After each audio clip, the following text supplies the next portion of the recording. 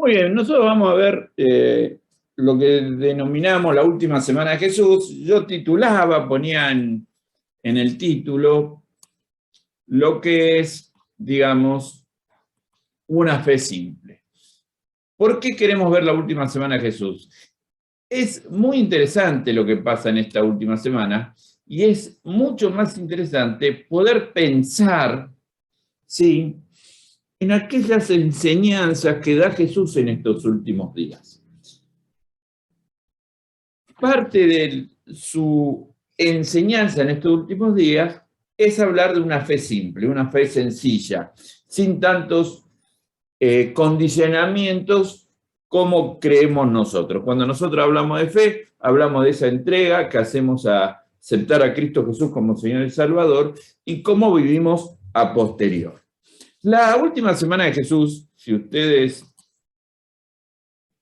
no lo saben o no lo recuerdan, comienza en el Domingo de Ramos, el famoso domingo de la entrada triunfal, y termina en el Domingo de Resurrección. En esos días, 8 días, van pasando otras cosas diferentes, 8 enseñanzas que apuntan a llegar a una fe simple. Cuando nosotros vemos la entrada triunfal, ahí, esto sucede el día domingo, hay algunas cosas interesantes para marcar. Y vamos a ver en un principio algunas fotos para que nos muestre un poco cómo hubiera sido. Donde se cree que pudo haber entrado Jesús en su entrada es la puerta de San Esteban. Esta es la puerta que representa la puerta de San Esteban de la muralla de Jerusalén actual. Muy probablemente no sea la entrada que entró Jesús, pero es la que sabemos que es la entrada de San Esteban hoy. El viaje que hizo Jesús, ahí ustedes lo ven, de Capernaum, mar de Galilea, fue bajando, ¿sí? Y de Jericó fue hacia Jerusalén. Se detienen dos lugares, Betfagé y Betania. Iba a entrar por el lado del Monte de los Olivos. Un poco el Monte de los Olivos es este, así era en la antigüedad en la ciudad de Jerusalén. Ese era el camino que se cree, ¿no?, que Jesús hizo para entrar a Jerusalén. Recuerden que Jesús oraba generalmente en este sector de acá.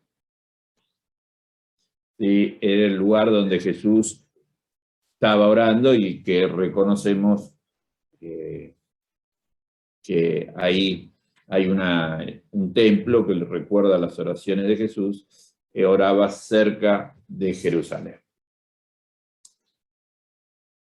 No, y ahí tenemos hoy también un poco cuál es la puerta, cómo hubiera entrado Jesús. ¿Para qué dice el pasaje? Cuando ustedes leen el pasaje, dice: dicho esto, Jesús siguió adelante, subiendo hacia Jerusalén. Recuerdo que siempre se sube a Jerusalén. Es una frase de los peregrinos que van a Jerusalén, que Jerusalén está en un lugar alto, entonces siempre la idea es esta de subir. Cuando se acercó a Betfagé y a Betania, junto al monte llamado de los Olivos, envió a 2 de sus discípulos con este encargo: vayan a la aldea que está enfrente y al entrar en ella encontrarán atado un burrito en el que nadie se ha montado. Desátenlo, tráiganlo acá. Y si alguien les pregunta por qué lo desatan, díganle: el Señor lo necesita. Fueron, lo encontraron tal como él les había dicho. Cuando estaban desatando el burrito, los dueños le preguntaron: ¿por qué desatan el burrito? El Señor los necesita, respondieron. Se lo llevaron, pues, a Jesús. Luego pusieron sus mantos encima del burrito y ayudaron a Jesús a montarse. A medida que avanzaba, la gente tendía sus mantos sobre el camino, y al acercarse él a la bajada del Monte de los Olivos, todos los discípulos se entusiasmaron y comenzaron a alabar a Dios por tantos milagros que habían visto, y gritaban: bendito el Rey que viene en el nombre del Señor. Paz en el cielo y gloria en las alturas. Algunos de los fariseos que estaban entre la gente le reclamaron a Jesús: Maestro, reprenda a tus discípulos. Pero él respondió: les aseguro que si ellos callan, gritarán las piedras. Es interesante, porque esta entrada triunfal que hace el Señor está profetizada, y está profetizada en Zacarías. Zacarías 9:9 dice: alégrate mucho, hija de Sión, grita de alegría, hija de Jerusalén. Mira, tu rey viene hacia ti, justo y salvador y humilde. Viene montado en un asno, en un pollino, cría de asna. El pasaje recuerda este de Zacarías. Lo primero que vemos en el pasaje es la actitud que va a tener Jesús al entrar. Tienen que recordar, y debemos recordar, que en la antigüedad era muy común la entrada triunfal. Se ha dicho muchas veces, que según cómo entraba el rey, si entraba a caballo era en son de guerra, y si entraba en una burra, en un asno, era en son de paz. Era habitual que los triunfadores entraran, después de una gran victoria, entraran y fueran alabados por lo que habían hecho. Nosotros nos encontramos a Jesús, que es proclamado rey, pero Zacarías anticipa lo que va a ser la vida de Jesús y por qué entra Jesús. Se lo reconoce a Jesús como justo, salvador y humilde. El rey que está entrando a Jerusalén no es un rey vencedor por guerra, no es un rey vencedor por estructuras humanas, es un rey vencedor que vino a salvar al mundo, que vino a hacer justicia y que viene montado humildemente. Interesante pensar que nuestro Señor tiene que entrar en un burro a una ciudad.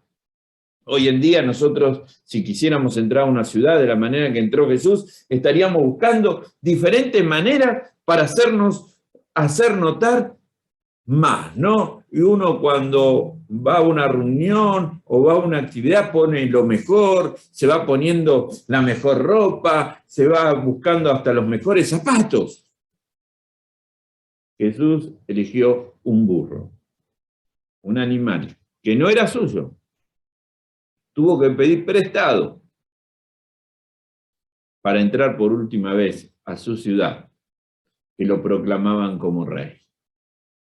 Pero el rey que estaban proclamando es un rey que era humilde, que vino a salvarnos. Y nosotros somos sus discípulos. Y como discípulos de Jesús, debemos hacer que la humildad sea un rasgo importante en nuestra vida. Hemos perdido el cristianismo y a veces en nuestras actitudes hemos perdido ese hecho de humildad. Creemos que somos ultra importantes.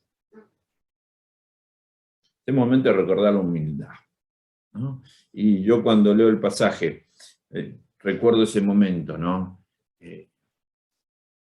¿Cuántas veces yo no fui humilde? ¿Cuántas veces me creí algo que el Señor no se creyó? Pero yo quiero marcar lo último de este relato, de este último día. Dice, al final, algunos de los fariseos que estaban entre la gente le reclamaron a Jesús: Maestro, reprenda a tus discípulos. Les aseguro que si ellos se callan, gritarán las piedras. Es interesante, yo pensaba y me asombraba, ¿no? En esta idea de que si nosotros no predicamos, si nosotros no decimos lo que hizo Dios, las piedras van a hablar. De hecho, la palabra de Dios menciona por qué ellos alababan a Dios. Dice, todos los discípulos se entusiasmaron y comenzaron a alabar a Dios por tantos milagros que habían visto. ¿Cuántos milagros hemos visto nosotros en nuestra vida? ¿Cuántos milagros Dios obró en nuestra vida, actuó en este tiempo en nuestra vida? Desde que estamos vivos, a darnos de comer, a haber solucionado cosas, tener trabajo, tener salud. Estamos predicando, estamos hablando del Señor, estamos gritando lo que Dios dice, que alguien se tiene que acercar y decirle al maestro, calla a tus discípulos. O vivimos enojados, amargados, tristes, protestando. Y no damos testimonio de lo que Él hizo en nuestra vida. La entrada triunfal nos muestra claramente que tenemos un desafío, que no es muy difícil, es simple. Reconocer al Rey humilde, al Rey que hace milagros, al Rey justo, entrando a nuestra vida y poder proclamarlo. Porque si no lo hacemos nosotros, lo van a hacer las piedras. ¿Qué responsabilidad que tenemos? No dice que hay que saber mucho, no dice que hay que ser pastor o líder, dice que hay que proclamar. ¿Qué debemos proclamar? Lo que hizo Dios en nuestra vida. Dios hizo algo, transformó nuestra vida.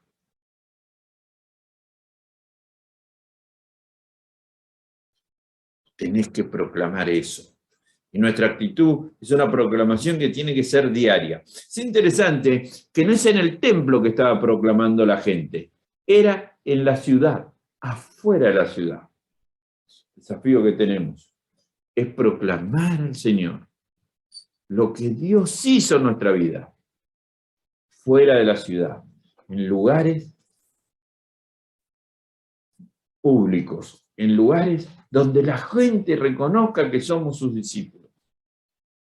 Porque si no lo hacemos nosotros, según lo que dice el Señor, lo van a hacer las piedras.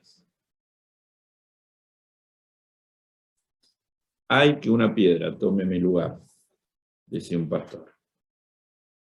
Y creo que es la reflexión que tenemos que hacer. ¿Una piedra está tomando mi lugar? ¿Una piedra es la que está proclamando o yo soy el que está proclamando a Dios? Oramos. Señor nuestro Dios, gracias por este tiempo. Gracias por tus milagros. Gracias por los milagros que vendrán, Señor. Gracias por las respuestas a nuestras oraciones. Te rogamos en este tiempo que podamos proclamar tu palabra, podamos proclamar lo que tú has hecho en nuestra vida para que más personas te conozcan. En nombre de Jesús. Amén.